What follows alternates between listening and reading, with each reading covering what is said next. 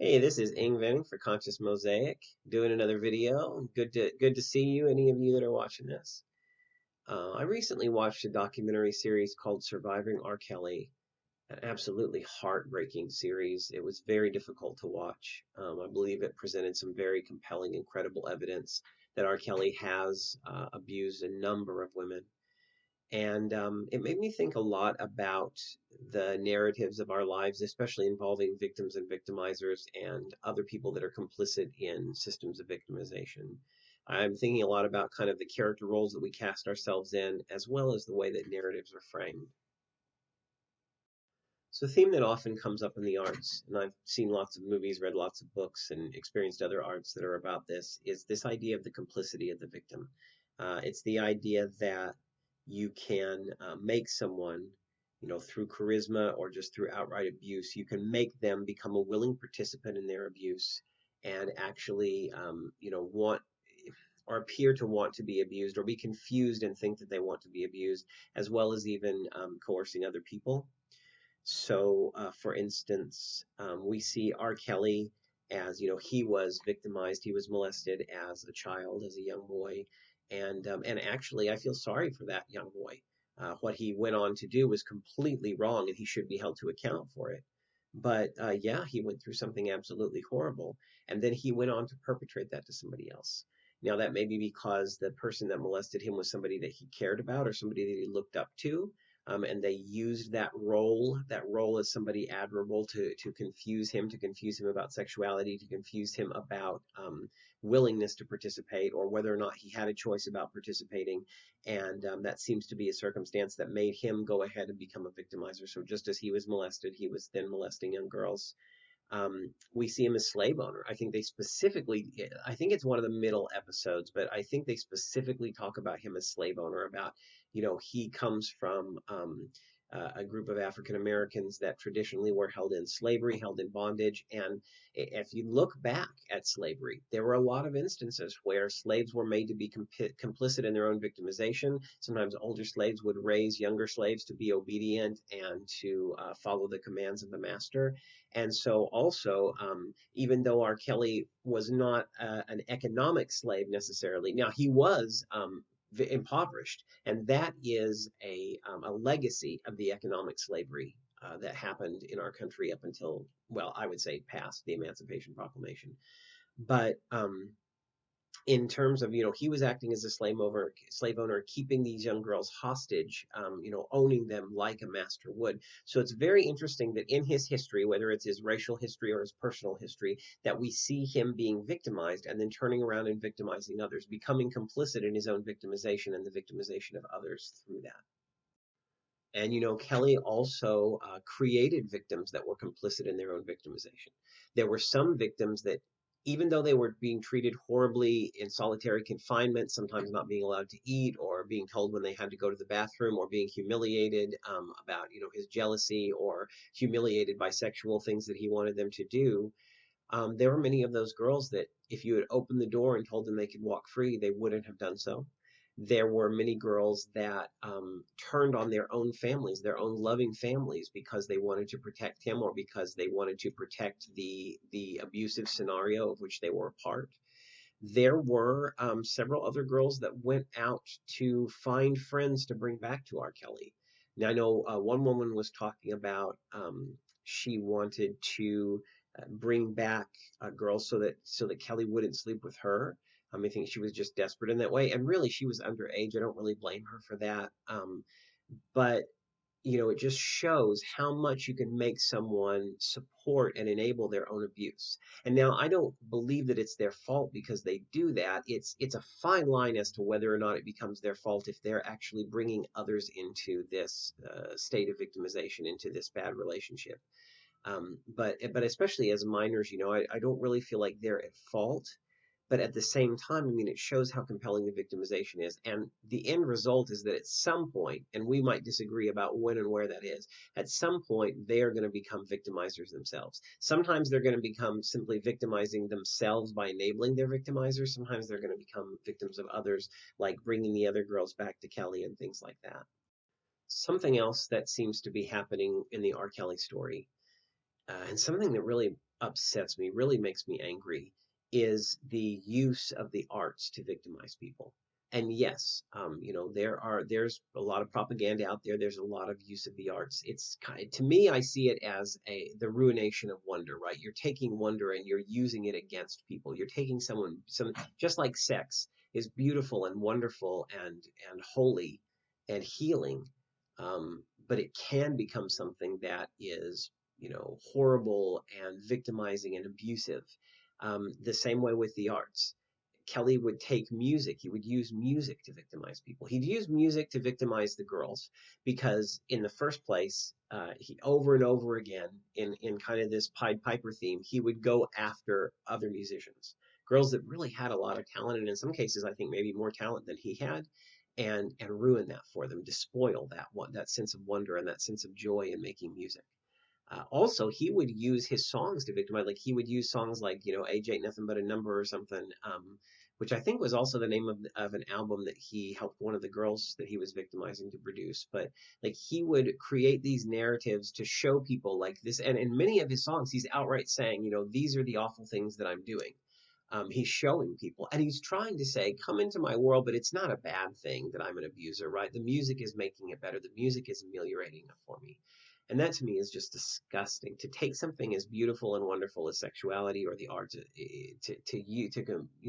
and he was successful as a musician. So that was another way that he was using music to seduce these girls, and to make them complicit in their victimization.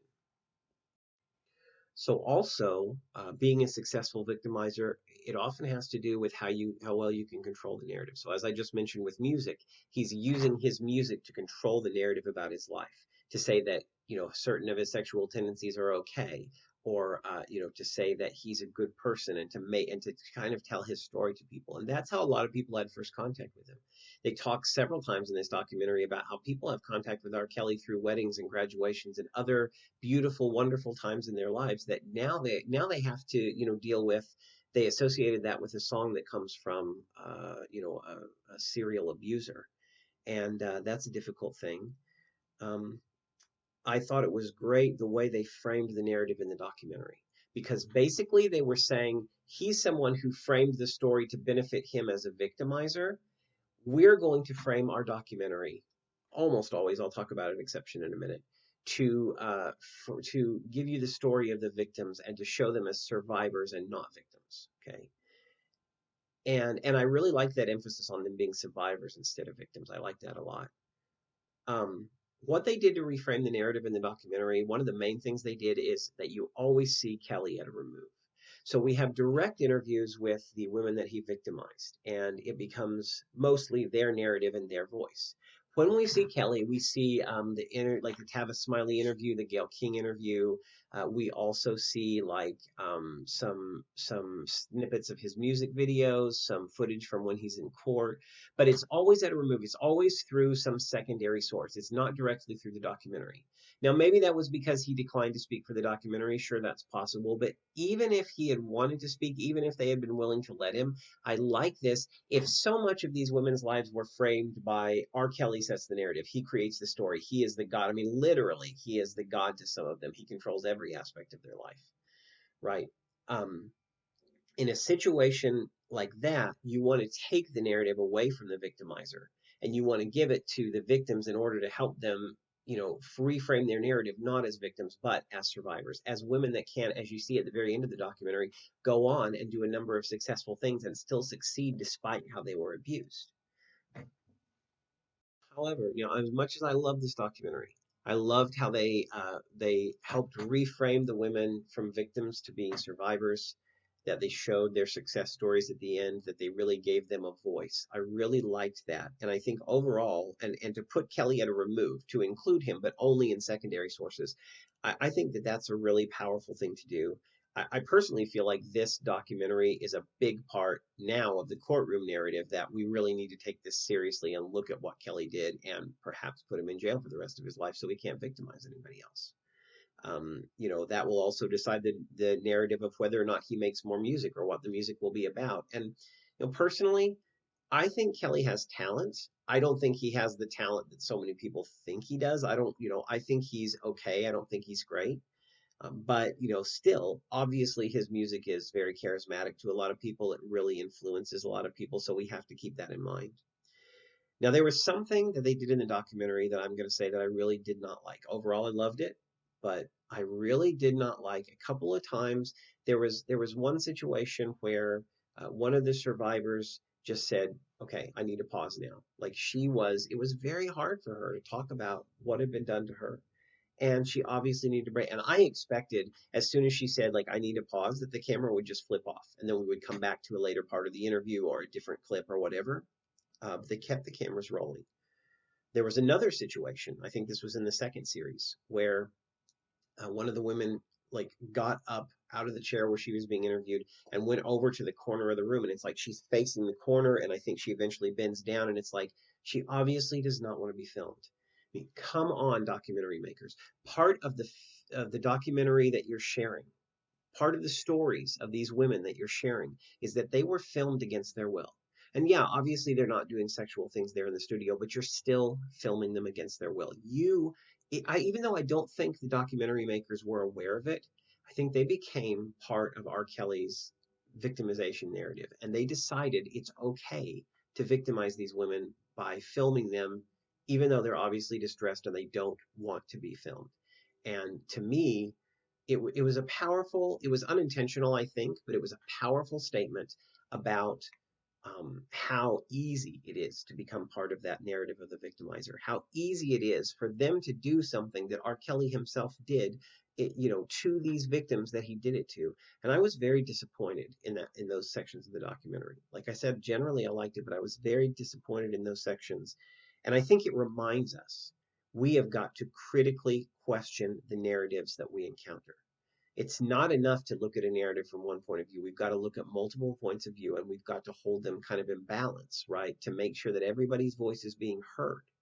Because when everybody's voice is being heard and when there are multiple narratives, I know I kind of talked about this in my eclecticism video, but we have a more diverse world, we have a better world, we have a world where people listen more because they know there's not just one narrative or one way to frame the narrative. So I think R. Kelly, Surviving R. Kelly, teaches us that we need to critically question narratives, obviously in terms of the women that he victimized, but I think we also need to critically question the point of view and the motivation of the people that made the documentary, because they need to be careful that they're not becoming too much like R. Kelly.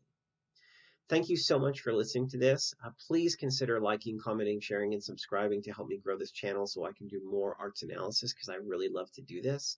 If you have requests for something you'd like to see me do, please let me know. As far as doing some Geeky Friends Discuss, it looks like there are a couple of those coming up soon, so I won't tell you which one's going to be next because I'm not 100% sure yet, but I'm looking forward to doing those and having more points of view shared from me and from friends as well. So please stay tuned for that and have a fantastic day.